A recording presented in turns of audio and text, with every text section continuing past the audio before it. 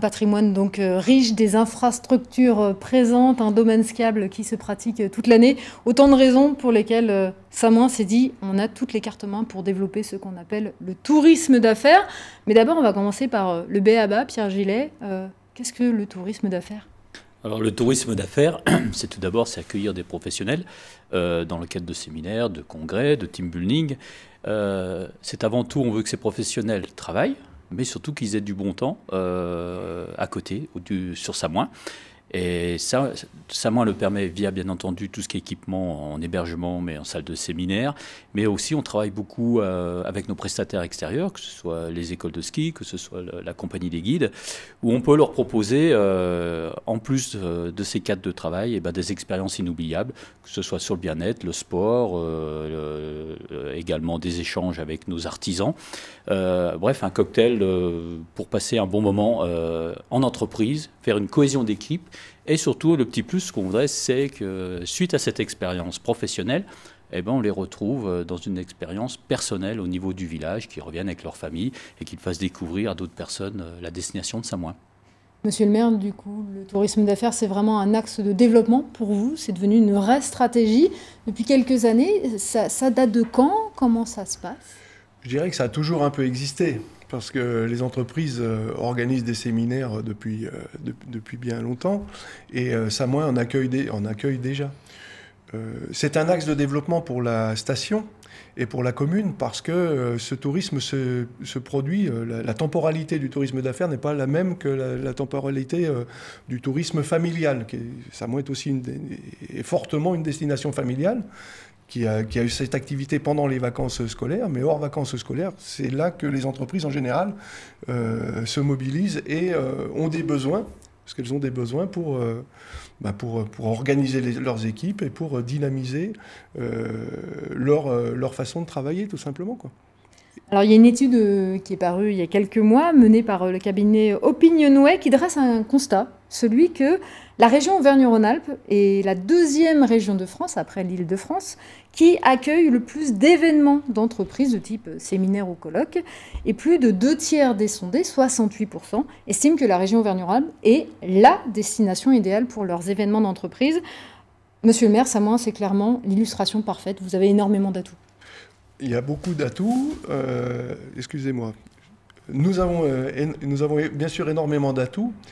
Je les ai décrits déjà au début de mon propos, mais je dirais au-delà de ça, Samoin, c'est une destination qui permet de se ressourcer, qui permet de prendre du recul. Il y a une ambiance Samoin.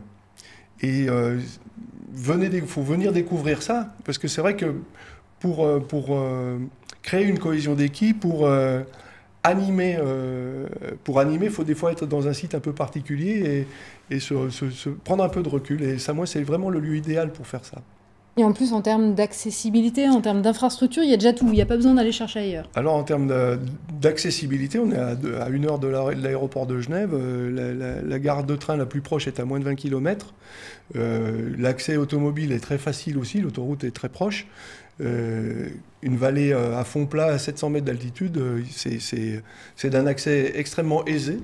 Et ça aussi, c'est un atout pour Samoin, au-delà de son cadre. Gino Décisier aussi, la présence d'un domaine skiable forcément au pied du village, là aussi c'est un gros plus. C'est un gros plus pour le tourisme d'affaires. On sait qu'un séminariste sur 2 a une activité sur neige, majoritairement du ski, à l'occasion de son séminaire ou en tout cas de son activité en tourisme d'affaires.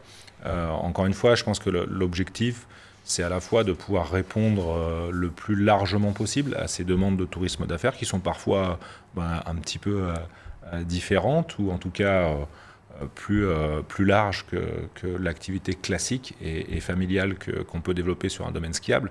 Maintenant, c'est vraiment aussi d'embarquer un petit peu les gens sur une culture, un accès à la montagne, une multiplicité d'activités qu'on peut faire toute saison. Et puis, en finalité, notre job, c'est quand même à tous de créer un sourire à ces gens-là qui sont en tourisme d'affaires, en tourisme familial. Mais le tourisme d'affaires, on sait que c'est une facilité un peu plus importante, on va dire, pour créer ce petit sourire, ce petit souvenir qui va donner envie de revenir. Et c'est comme ça qu'on le voit.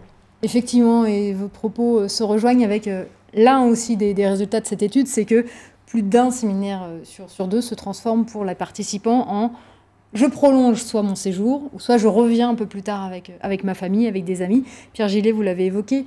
Monsieur le maire, vous le constatez déjà, ceux qui sont là avec leur entreprise, on les revoit revenir. Je dirais ça, c'est historique dans nos communes de montagne, et à Samoin en particulier, parce qu'on a des comités d'entreprise qui ont des locaux à eux, et qui reviennent depuis bien longtemps. On appelait ça à une époque les colonies de vacances, mais ce sont nos skieurs de maintenant qui sont venus à une époque. Et quelque part, de venir sur un court séjour goûter quelques atouts et quelques pépites du village donne envie de revenir. Et on le constate, oui, les gens reviennent en famille ou reprogramment. Ça devient un point de rendez-vous. Je vois des entreprises qui cherchent à revenir chaque année parce que voilà, c'est comme la fête de famille, si vous voulez, et on s'y retrouve. C'est le petit village familial dans lequel on revient tous les ans. Voilà, on revient tous les ans et on marque quelque part l'année en passant à Samoin. Il y a donc un énorme potentiel de ce tourisme d'affaires. Il y a un potentiel et je dirais c'est un accueil dans une terre d'entrepreneurs. Et on a des magnifiques histoires d'entreprises sur notre territoire et je parlais du jardin botanique alpin, peut-être que vous connaissez tous la Samaritaine. Peu de gens, j'imagine, savent que la Samaritaine a été créée par les époux Cognac et Jailly, Madame Jailly, Marie-Louise Jailly, qui est originaire de Samoin et qui a légué en 1906 ce jardin botanique alpin avec une maison médicale. C'était très précurseur à l'époque et qui a marqué notre village. C'est une histoire d'entreprise qui est juste unique. Je pense qu'il y a peu d'entrepreneurs qui marquent autant leur pays. Un état d'esprit que du coup, vous essayez de faire perdurer à Samoin avec... En fait, accueillir des entrepreneurs dans une terre d'entrepreneurs, quoi de mieux?